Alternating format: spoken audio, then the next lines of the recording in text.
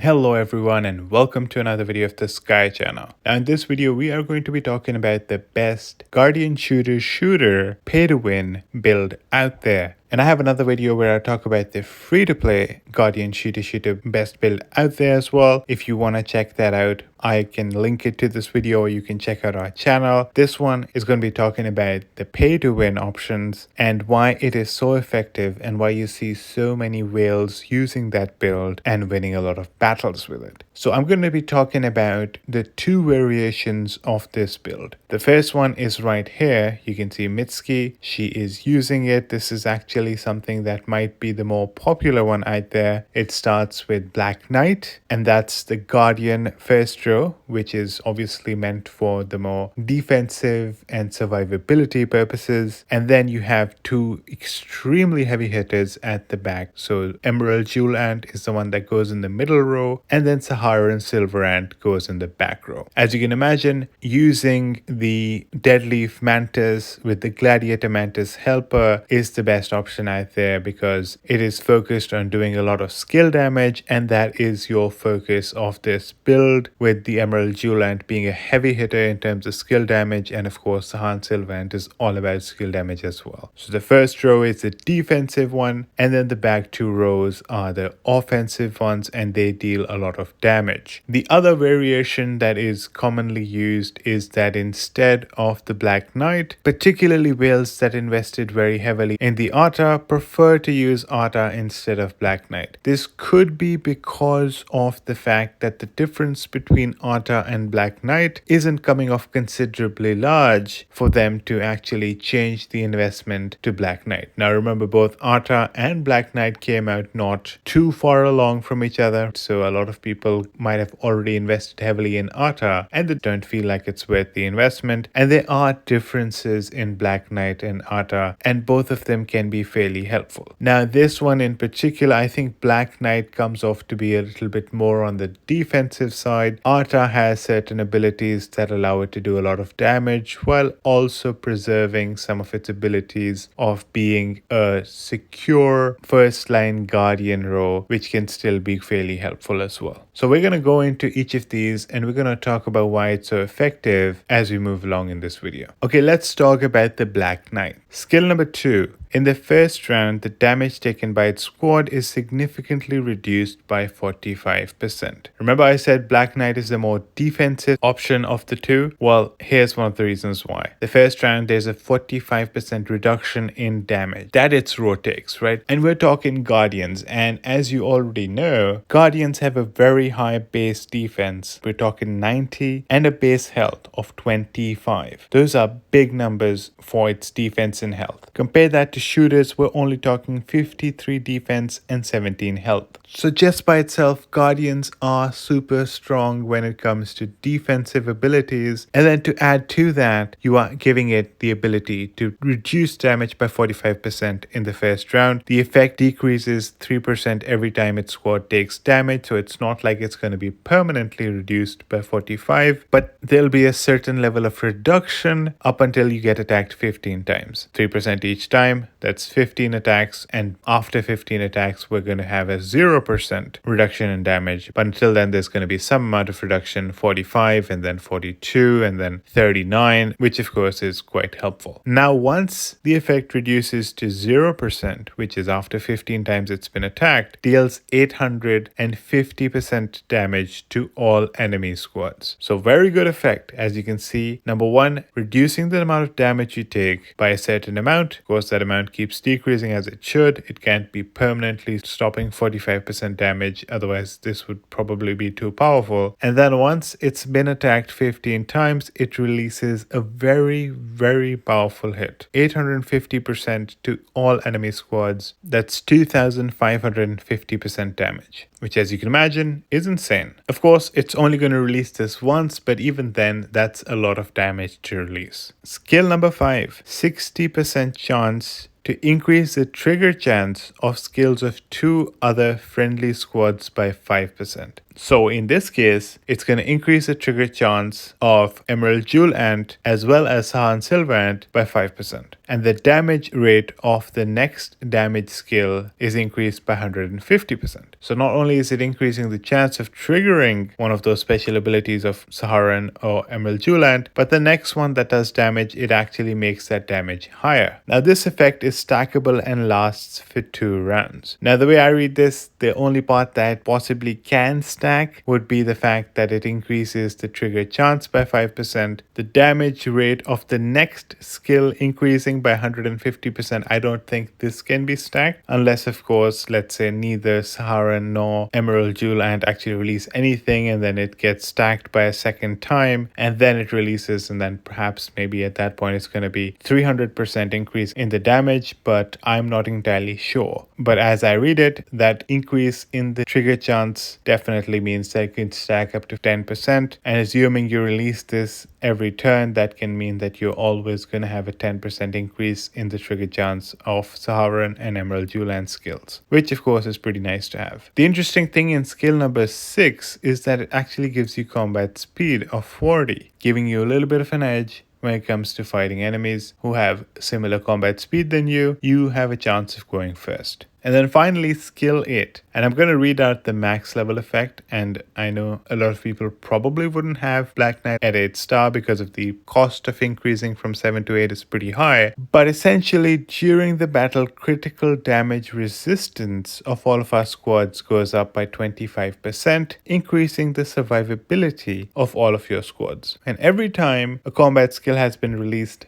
5 times, there's a 60% chance to silence a random enemy squad and a 30% chance to disarm a random enemy squad, and these are independently determined and it lasts for 1 round. So if you release 5 combat skills, Black Knight is going to have a 60% chance to silence 1 random enemy squad, and if you're lucky, you'll end up silencing one of them, and then there's going to be a 30% chance to disarm 1 enemy squad, and both of these effects are going to last 1 round. Now, the fact that it's independently determined means that it's not interlinked. You could be silencing and disarming the same row, you could be silencing and disarming different rows, or perhaps, the probabilities are different, so perhaps you did silence them, but you might not have gotten a chance to disarm anyone because of the fact that disarm has only 30% chance. So a lot of different possibilities, just that read them separately. They're not interlinked with each other, they just added them both within the same skill. So that's basically Black Knight, and that's what makes it a pretty nice ant to have in the first row in this current meta. I think it makes sense to go right to Atta next, and we'll talk about skill 2. Skill damage of its squad goes up by 45%, and every time after releasing a combat skill, there's a 60% chance to gain a shield, making its squad immune to the next damage taken. So number 1, skill damage increases, which as you can imagine is pretty nice because Atta actually does deal a bunch of damage. But as you can see here, there's a mix of offense and defense, right? Skill damage increase is an offensive thing. But then after it releases a combat skill, there's a 60% chance to make it immune to the next damage taken, increasing its survivability, hence making this an ant good for both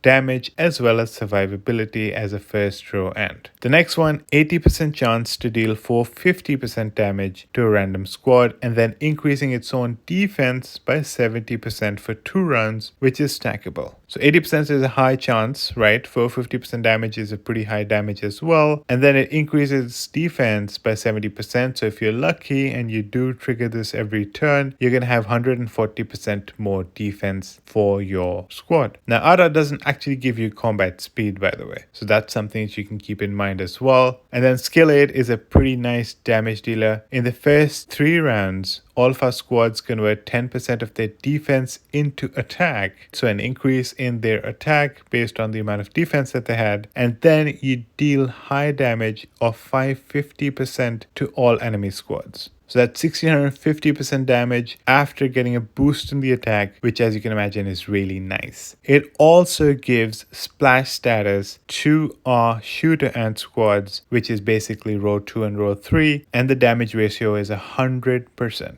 And what that means is that our shooter squads, when they are doing attacks, they actually splash damage to the other squads of the enemy as well. And it's something like the ability of DB, which gives splash damage to our shooter squads as well. So this is an interesting ant that can be used effectively with Weaver and Wise Berserker as well, which is all about doing a lot of normal attack damage. And of course, with the splash, this can be quite helpful as well. But even in this particular meta, this is still helpful because while shooters can do a lot of normal attacks, and that splash can mean that you do a lot of normal attack damage as well. Okay, so to summarize, this is a more of an offensive ant, right? But it does have certain abilities that make it good for defense as well, like giving a shield that makes it immune to the next damage taken, an increase in defense by up to 140%. And other than that, of course, it deals a lot of damage and does give your shooter squad splash damage as well, which is nice to have. Okay, next we're going to go to our damage dealers. Let's start with the Emerald Jewel Ant. During the battle, its squad has a 70% chance each round to enter stealth status. And what that means is that the first skill trigger will definitely be a critical hit. And it'll also inflict an exhaust effect on the enemy, reducing the damage they deal by 20%. So it's giving a pretty nice debuff to the enemy while also ensuring that you are going to be doing a critical hit upon your first skill trigger. And it lasts for 2 rounds and it's stackable, which means that you could actually reduce their damage by even 40% if you stack it twice within those 2 rounds. Interestingly, remember Black Knight? It increases critical damage resistance of all of our squads, so in a way, it's like this unit is also helpful to counter the same unit as well, in a way. Okay, next up, skill number 5. 75% chance to deal 550% damage to the backline. Okay, 75% chance is a pretty high chance. And 550% damage is a lot of damage as well. But the best thing is that it's doing it to the backline. And remember, backline is usually almost always the big damage dealer of your enemy. So it's hitting where it hurts the most. Selectively choosing the enemy's backline is always a very nice thing to do. That's probably going to be the one that does the most damage, so try to kill it off first. Skill 8, 80% chance to deal 330% damage to 2 enemy squads, and for each 1% reduction in their health, the damage goes up by 1%, up to a maximum increase of 100%, of course, if the enemy is pretty much close to 0% health, right? So we're talking 330% to 2 squads, so 660% base, and then the less health your enemy has, the more damage this does, and it's an 80% chance, making it a pretty effective damage dealing skill. Okay, so to summarize, we're talking reduction in the enemy's damage, we're talking a guaranteed critical hit, right? So a lot more damage that you do to the enemies using your skills, a very high chance of doing a lot of damage to the enemy's backline, and then skill 8, again a very high chance to do a lot of damage to 2 squads of the enemy, and the weaker they are in terms of current health, the more damage you do, right? So if skill 5 has already reduced a lot of their health, this becomes even more powerful of a damage dealing skill due to the fact that they're already injured. And that's what makes Emerald Jewel Ant a really effective damage dealer, targeting the enemy's backline, trying to kill off the ants that do a lot of damage to you and are generally kept extremely safe because while your normal attacks are not going to reach there, unless of course you've already killed off the first 2 rows. Well, Emerald Jewel Ant can change that by targeting them specifically. A very powerful damage dealing ant. And then finally, Saharan Silver Ant. This is one of the really nice jungle ants that are out there, and I'm going to show you why. 80% chance, again a very high chance, to deal 2 attacks against the enemy squad. Each attack deals 250% damage to the enemy and applies 1 layer of vulnerability mark on them. And what that mark really is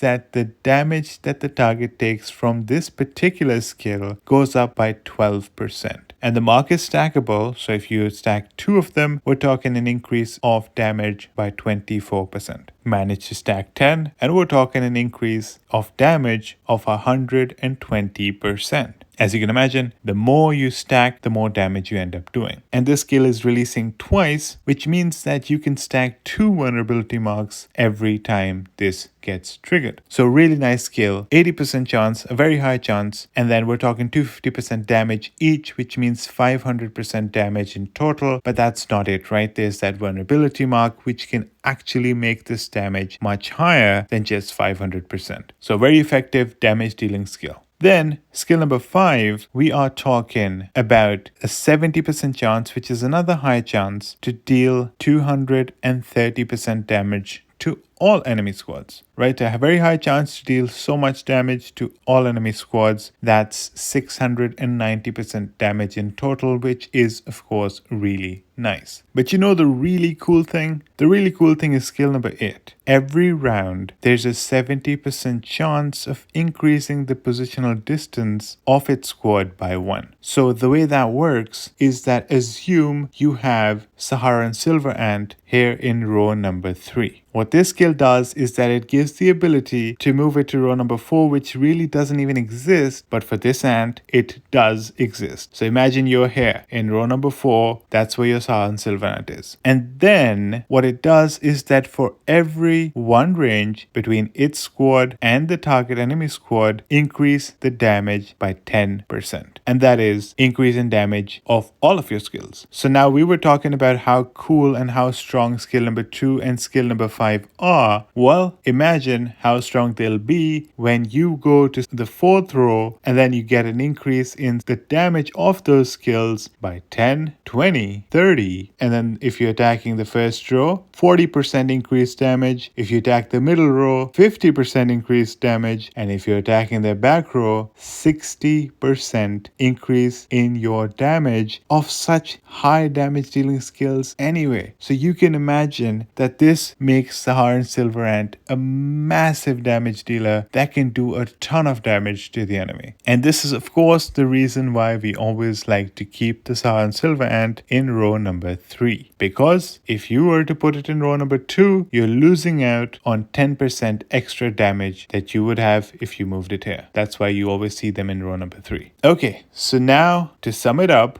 you can see why this is such an effective unit and used by so many powerful players, right? We're talking Black Knight or Atta being in the first row, being a very solid defender, and both of them give certain extra abilities to the 2 damage dealers that we have, which is Emerald and Saharan. Black Knight actually increases the trigger chances of those shooter ants, and then Atta actually gives you the ability to get into splash and do a little bit extra damage, which is nice as well. Black Knight has a few more defensive abilities as opposed to Atta, which is more towards the aggressive side. But as you can imagine, Emerald Jewel Ant is a really nice, deadly backline killer, which is of course very helpful because the backline has usually the strongest damage dealers. And then of course Saharan Silver Ant, with its massive amount of damage that it can do, is back in there as well. So first row, very solid defense, and then the back rows are very aggressive ants. So overall, a very nicely built unit. Now it should be no surprise that the Deadleaf Mantis, which is the latest generation of shooter insects, is the best insect to use it with. First of all, it gives a 5% extra critical damage if you have a shooter squad in your unit, which you do. So you do get that 5% extra critical damage. It has a really nice attack and it has a really nice kill attack, pretty nice increase in damage as well. But actually the talents make it really effective. You can see that there's a lot of talents that have to do with skill damage, and it actually increases skill damage by a lot, and that's really why the Deadleaf Mantis is of course the prime choice that you want if you're using this unit. When it comes to the helper, of course the Gladiator Mantis, which is the universal / shooter insect that is 1 generation below the Deadleaf Mantis, and as you can imagine it does have a nice ability that the skill damage of all of our squads goes up by 20%, and when the backline releases a damage skill, there's a chance to release the skill again, and that can be triggered once per round. Now, think of this with the Saharan Silver Ant, which is your backline. You release that skill that gives the vulnerability mark, and boom, you have the chance of releasing it again, potentially giving the enemy 2 more vulnerability marks, which is of course really cool. Now, it's a 25% chance to actually trigger this, but overall, very nice helper insect, and it can be very effective, and that's why you see everyone using it. And since I still have you here, I do want you to know that you can get between 10 to 35% bonus on in-game purchases in the Ants Underground Kingdom. The steps are quite simple. All you need to do is follow the video that I'm linking to this video, and you can also click that button that's going to appear at the top right of your screen to go to that video. The latest promo code is going to be in the name of that video, so you will know which promo code to use to get these amazing bonuses. A lot of other people are taking advantage of this and getting all these paid stuff much cheaper. Feel free to check it out. If you have any questions, you can join our Discord and I can guide you through the process as well. Thank you so much for watching. I hope you enjoyed it and learned why this unit is such a powerful meta right now. If you liked the video, please like it, please subscribe to our channel, share it with your friends, and don't forget to leave some love in the comments. Thank you so much, and I hope to see you in the next one.